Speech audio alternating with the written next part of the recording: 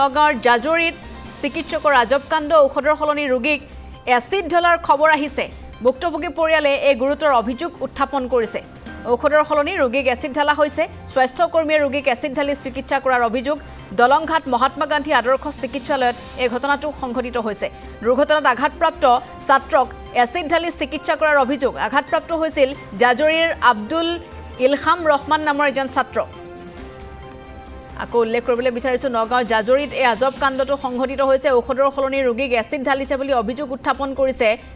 দুৰ্ঘটনাত আঘাতপ্ৰাপ্ত ছাত্ৰক এচিড ঢালি চিকিৎসা কৰা হৈছে। আঘাতপ্ৰাপ্ত হৈছিল জাজৰিৰ আব্দুল ইলহাম ৰহমান নামৰ ছাত্ৰজন।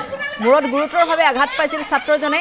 দলংঘাট মহাত্মা গান্ধী আদৰ্শ চিকিৎসালয়ত ভৰ্তি কৰে ছাত্ৰজনক। মূৰত এচিড ঢালি স্বাস্থ্যকৰ্মীয়ে চিকিৎসা কৰাৰ অভিযোগ। অৱশেষত ছাত্ৰগৰাকীক নগাঁৱলৈ লৈ যায় পৰিয়ালৰ লোকে। নগাঁৱত চিকিৎসকে এচিড বুলি নিশ্চিত কৰে। তাৰ পাছতে পৰিস্থিতি আৰু অধিক উত্তপ্ত হৈ পৰে। ঘটনা সন্দৰ্ভত চিকিৎসক স্বাস্থ্যকৰ্মীৰ বিৰুদ্ধে এজাহাৰ দাখিল কৰা হৈছে থানাত।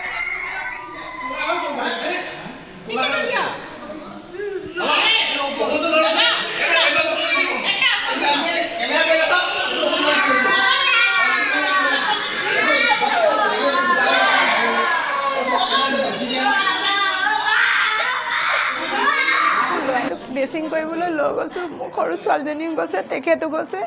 ড্ৰেছিং কৰিবলৈ লৈ যাওঁতে এনেকৈ বহুৱাই দিছোঁ। বটল এটা এনেকৈ ঢালি দিছে। ঢালি দিয়াত ল'ৰাটোৱে যেতিয়া একদম চটফট কটা চোৱাৰ নিচিনা চিঞৰিছে, মই এনেকৈ উনাখন দি অকণ মুচি দিছোঁ। বিয়পি আহিছে, তেখেতে ঢালি দিছে।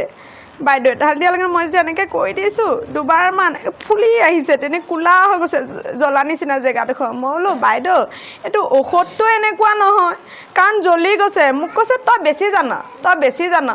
নহয় বাইদেউ, এইটো এচিড হ'ব, কাৰণ এচিডটোহে এনেকুৱা। বাপেকে তেনেকুৱাতে হাতত এক টোপালমান পেলাই চালে বাপেক একে চতিয়ান বতিয়ান কৰি ৰখিবলৈ পোৱা নাই নহয়। কৈছে হয়তো কি? মই বোলো এচিড। এইপিনে যেতিয়া হুলস্থুল কৰিছে, কৈছে হুলস্থুল নকৰিব। হেৰি আপোনালোকক এতিয়া ৰেষ্ট কৰিম। ইয়াত ক'ত হস্পিটেলত হুলস্থুল কৰা আইন পালে? কিন্তু তাই স্কিন বেয়া কাৰণে হেৰি কৰিছে। কোৱাৰ লগে লগে এইফালে ডক্তৰ আহি নাৰ্ছ বাইদেউ আহি ধুমধাম আপোনাৰ বটল লুকুৱাইছে। বটলটো লুকুৱাইছে, বটল দিয়ক। কিন্তু ল'ৰাটো যেন ট্ৰিটমেণ্ট কৰিব লাগে, তেওঁলোকে সেইটো কোৱা নাই। ক'ত বটলটো লুকুৱাব লাগে সেইটোহে কৰি আছে। কৈ থাকোঁতে মই বোলো মোবাইলটো আছে গাড়ীত, মোবাইলটো আনোগৈ। মোবাইলটো এইপিনে আনিবলৈ যাওঁতে এজন ছাৰে মোক মোবাইল আনিছে বুলি মোবাইলটো থাপ মাৰি ধৰি ৰাখিছে। তাৰ বোলো মোক মোবাইল দিয়ক, মইতো ঘৰলৈ ফোন কৰিব লাগে কিবা এটা। নিদিয়ে, কৈছে ভিডিঅ' কৰিবি। মই এনেকৈ আনোতে বাইদেউজনীয়ে মাস্ক মুখত লৈ লৈছে, এনেকৈ ধৰিছে।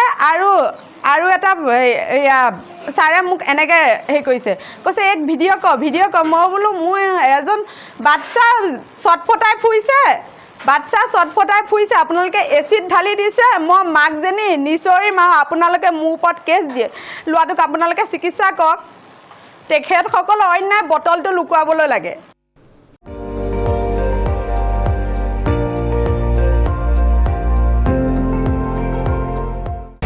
আপুনি চাই আছে ND24, সৰ্বশ্ৰেষ্ঠ নহয় সৰ্বোত্তমৰ দৌৰত।